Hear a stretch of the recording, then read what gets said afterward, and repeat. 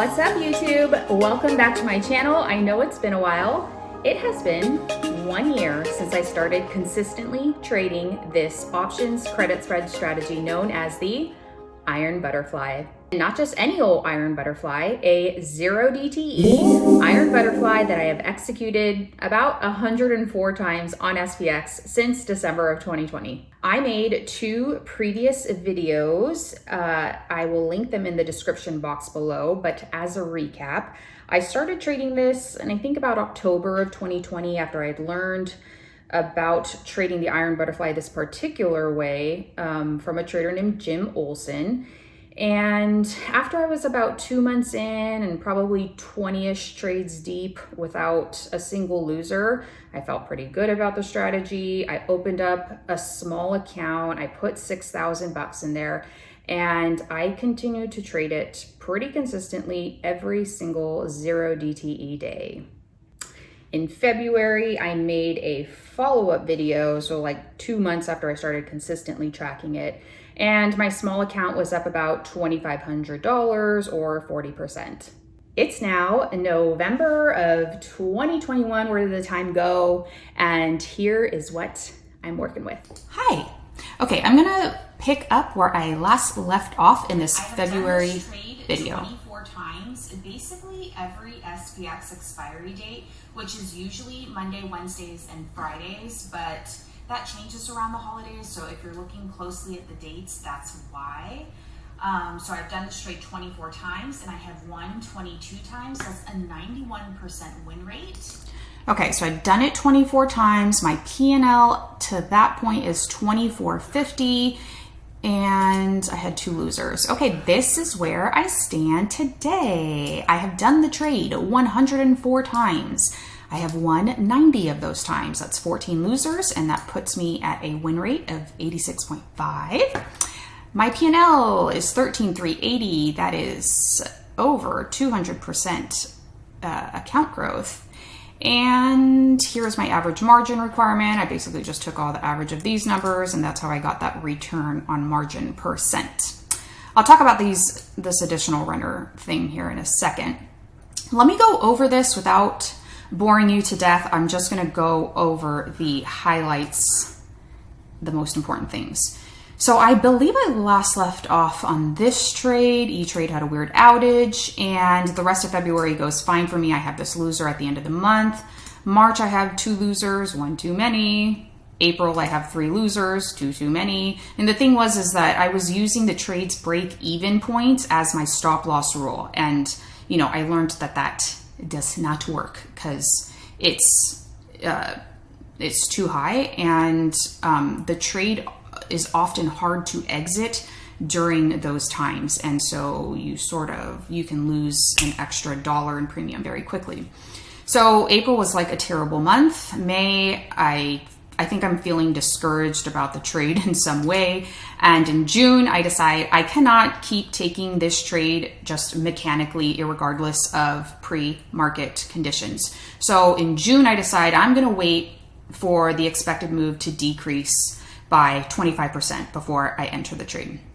And so that seems to fare better. My P&L is significantly higher and something changes about the market structure. We're not swinging as much and I'm able to leave on runners in my main account and capture significantly more premium. So then when I start trading this in July, I decide that I'm going to set myself up with 3 rules, and I'll go over them here in a second, and it's how I'm currently trading them. And hopefully this can help you too.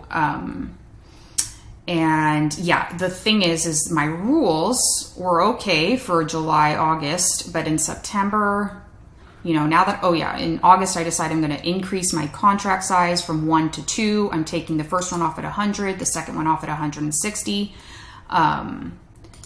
That's why this loss looks big. It's because it's 2 contracts. But anyways, the occurrences, you can see that they've significantly decreased because of my rules. And so, I don't know, maybe I need to adjust that. So I'll talk about that in a second.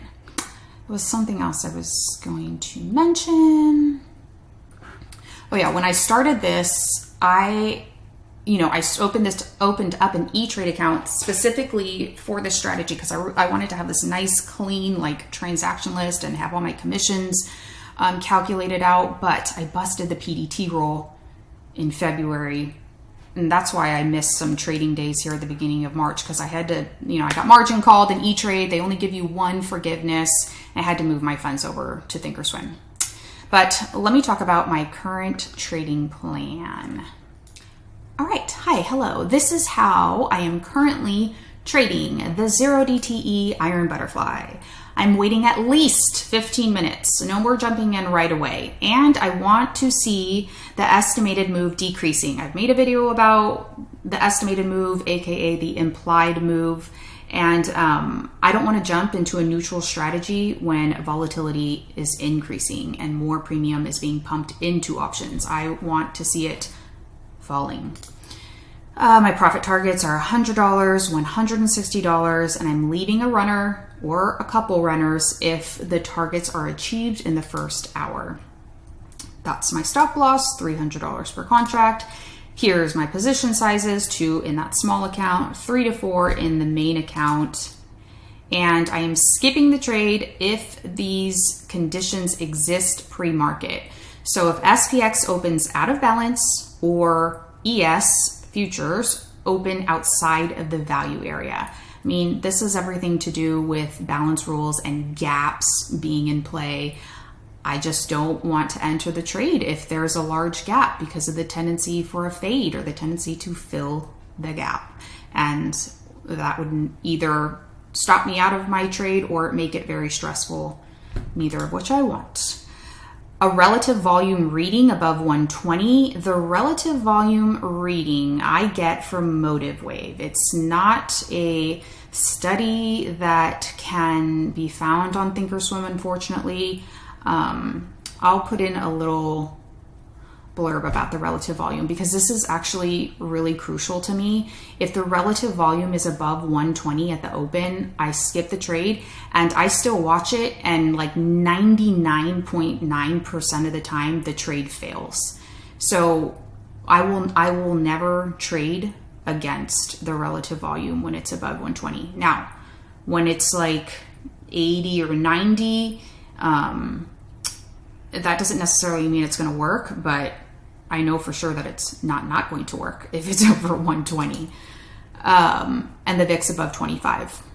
So it's that first rule that's really prevented me from taking the trade a lot in the last couple of months. So perhaps I need to adjust that by, instead of just, if we open out of balance, instead of just not taking it in the morning at the open at my 15-20 minute mark, to just wait an hour and a half to take the trade then. All right, friends, just a couple of final thoughts, and I more than welcome your thoughts, your comments, your questions, your tips. Leave them for me in the comment section below. You can email me, but I'm not gonna lie, I'm like really far behind in my emails. Anyways, some entry timing tips. So somebody had sent me some back testing with, when were the flattest times of price action in SPX.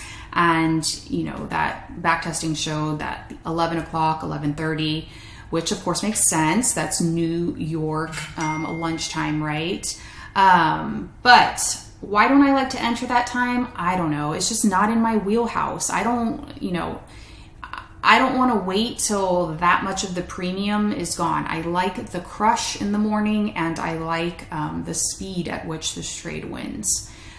2 post-contract sizing. Why did I write that? Oh, because, now that I'm looking back at my small account, and if I only had $6,000 of buying power, I would not trade this strategy. There are easier ways to make $260. Like I just, and if I only had enough buying power for one contract, I just don't think that this is a great strategy for that. This strategy to me is all about the runners. I didn't really even go over that part, sorry. But the runners for me have made this trade so worthwhile. Okay, not so much in my small account, but in another account where I trade it, I can easily capture $300, $400, $500, sometimes more, honestly, in just one contract on those really flat SPX days. And by flat, I mean just movements of only 5 points up or down, after the morning crush is out of the way. And I use conditional order to babysit those because I don't like to sit at the computer forever and ever and watch these. And plus, putting the conditional order takes out all of the emotion away from that runner. But if you can leave those things running for a couple of hours, there's so much more premium capture available in this strategy. So yeah.